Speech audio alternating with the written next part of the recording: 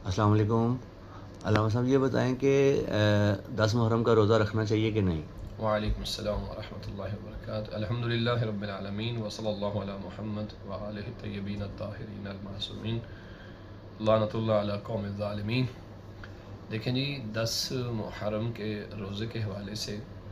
دو چیزیں ہمیشہ ذہن میں رکھیں کہ آج کل آپ کو سوشل میڈیا پہ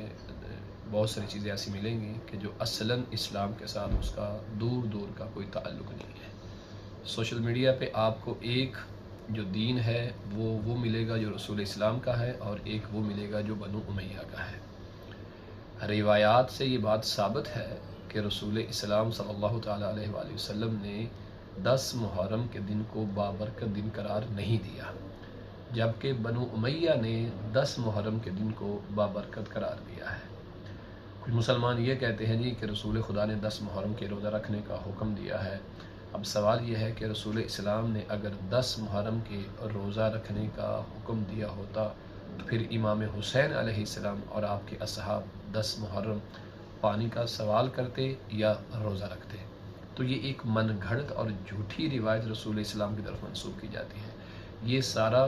جو کام ہے یہ بنو امیہ نے کیا ہے اور دین رسول خدا کو بدلنے کی کوشش کی ہے۔ فقہ محمد و آل محمد کے مطابق 10 محرم کو آپ شہداء کی یاد میں فاقہ کشی کریں،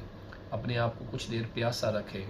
عصر کے وقت تک بھوکا رکھے تاکہ آپ کو امام حسین کی پیاس اور بھوک کا احساس ہو۔ لیکن احادیث کے اندر اس دن کی مذمت کی گئی ہے کہ اس دن کو بابرکت قرار دینا یا بافضیلت قرار دینا، جبکہ بنو امیہ نے اس دن کے حوالے سے بہت ساری من گھڑت چیزیں رسول اسلام صلی اللہ علیہ وآلہ وسلم کی طرف منسوب کی ہیں، جس کو خود جناب مسم تمار سے یہ روایت شیخ صدوق نے بیان کی ہے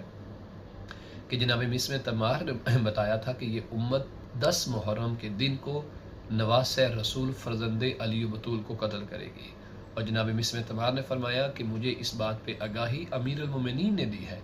یعنی حضرت علی علیہ السلام نے مسم تمار کو بتایا، اور مولا امیر علیہ السلام کو رسول اسلام نے بیان کیا ہے۔ اور بہت ساری ہمارے پاس روایات موجود ہیں کہ جو 10 محرم کو قتل امام حسین پہ گواہ ہیں کہ رسول خدا نے بتایا کہ میرے نواسیوں کو کس طرح بھوک پیاس سے شہید کیا جائے گا۔ اب جناب مسم تمار کہتے ہیں کہ یہ امت 10 محرم کو فرزند رسول کو قتل ہی صرف نہیں کرے گی بلکہ اس دن کو خوشی کا دن قرار دے گی، اس دن کو بابرکت دن قرار دے گی، بلکہ لوگوں کو یہ کہا جائے گا کہ جو شخص اس دن میں زیادہ ذخیرہ کرے گا اس میں برکت ڈال دی جائے گی۔ جبکہ امام رضا علیہ السلام سے روایت موجود ہے کہ اس دن میں آپ دنیاوی کاموں کو ترک کر دیں، غم حسین میں اپنے آپ کو اس طرح سے بنائیں کہ ایک مصیبت زدہ پریشان جس کا بہت زیادہ نقصان ہو چکا ہو ایسی کیفیت ہونی چاہیے۔ اب پھر روایت یہ بیان کرتی ہے کہ جو شخص 10 محرم والے دن کو بابرکت قرار دے اور حاجات کے لیے اسے کہے کہ یہ سب سے اچھا دن ہے، تو اس کا شمار یزید، شمر، عمر سعد اور ان ملعونوں کے ساتھ قیامت میں ہوگا۔ 10 محرم کے روزے کے حوالے سے کوئی روایت ایسی موجود نہیں ہے کہ جس میں رسول اسلام صلی اللہ علیہ وآلہ وسلم نے اس روزے کے بارے میں کہا جائے کہ اس دن کا روزہ رکھا جائے اور یہ دن بڑا بابرکت دن ہے، ایسا نہیں ہے۔ حتیٰ کہ آپ کو سوشل میڈیا پہ یہ بھی ملے گا، کچھ لوگ یہ کہہ رہے ہیں کہ 10 محرم جو ہے وہ دن ہے جس دن آدم کی توبہ قبول ہوئی، جبکہ ایسا بالکل نہیں ہے۔ کچھ لوگ یہ کہتے ہیں کہ یہ 10 محرم کا دن وہ دن ہے کہ جس دن نوح علیہ السلام کی کشتی مقام جودی پر پہنچی، جبکہ ایسا نہیں ہے۔ کچھ لوگ یہ کہتے ہیں کہ 10 محرم کا دن وہ ہے کہ جس دن جناب ابراہیم علیہ السلام فرعون کی جو آگ میں، نمرود کی جو آگ میں ڈالا گیا تو آگ گلزار ہوگی، جبکہ ایسا نہیں ہے۔ کچھ لوگ یہ کہتے ہیں کہ موسیٰ علیہ السلام جب اپنے افراد کو لے کر دریا کی طرف بڑھے تھے تو دریا نے راستہ دیا تھا اور لشکر فرعون جو ہے وہ ڈوب گیا تھا اور وہ دن 10 محرم کا تھا، جبکہ ایسا نہیں ہے۔ یہ ساری باتیں من گھڑت ہیں تاکہ لوگوں کو جھوٹی حدیثوں کے ذریعے سے اس دن کی فضیلت بیان کی جائے کہ یہ نجات کا دن ہے، یہ بابرکت دن ہے، یہ اللہ کے ہاں بڑا باشرف دن ہے، بے معنی ای کہ انبیاء کو نجات ملی ہے، کشتی نوح کو نجات ملی ہے، تاکہ لوگوں کی توجہ ہٹ جائے نواسہ رسول سے، اور نواسہ رسول صلی اللہ علیہ وآلہ وسلم یعنی امام حسین پہ جو ظلم و ستم ہوا ہے اس سے لوگوں کی جو ہے وہ توجہ ہٹ جائے اور لوگ بھول جائیں کہ جو ظلم و بربریت کربلا میں نواسہ رسول کے اوپر اور ان کے خاندان کے ساتھ پیش کی گئی تھی۔ لہٰذا یہ پورا بنو امیہ کا پروپیگنڈا ہے، یہ بنو امیہ کی کارستانی ہے، اور آج آپ کو مسلمان ملیں گے کہ جو 10 محرم کو خوشیاں منا رہے ہیں، اسے بابرکت دن قرار دے رہے ہیں، 10 محرم کو کبھی نوح کی نجات نجات کی کشتی قرار دیا جاتا ہے، کبھی فرعون کے لشکر کے ڈوبنے کا دن قرار دیا جاتا ہے. یہ سب کچھ بنو امیہ کی من گھڑت باتیں ہیں، جبکہ قطعاً اس کا اسلام رسول کے ساتھ، دین محمد و آل محمد کے ساتھ دور دور کا کوئی تعلق نہیں ہے. 10 محرم غم کا دن ہے، نواز رسول کی شہادت کا دن ہے،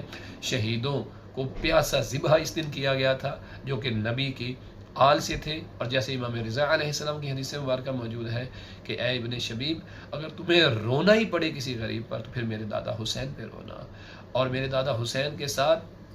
18 بنی ہاشم کے ان لوگوں کو شہید کیا گیا کہ جن کی مثال کائنات میں نہ تھی. لہٰذا 10 محرم غم کا دن ہے، سو کا دن ہے، افسوس کا دن ہے، مصیبت کا دن ہے، نہ کہ خوشی کا دن ہے. بس یاد رکھیے، جو 10 محرم کو خوشی کا دن قرار دیتا ہے وہ بنو امیہ کی نسل سے ہے اور بنو امیہ سے دین لے رہا ہے، اور جو 10 محرم کو افسوس، مصیبت اور غم کا دن قرار دیتا ہے اس کا تعلق رسول خدا کے ساتھ ہے، ان کی آل کے ساتھ ہے، اور اس کے دین کا تعلق بھی محمد و آل محمد کے ساتھ ہے. خداوند متعال ہمیں صحیح معنوں میں دین رسول خدا کو سمجھنے، اس پہ عمل کرنے کی توفیق عنایت فرمائے، اور خداوند عالم تمام شہدائے کربلا اور بالخصوص امام حسین کے قاتلوں پہ مسلسل لعنت بے شمار فرمائے. اللہم لعن قتلۃ الحسین و اصحابہ.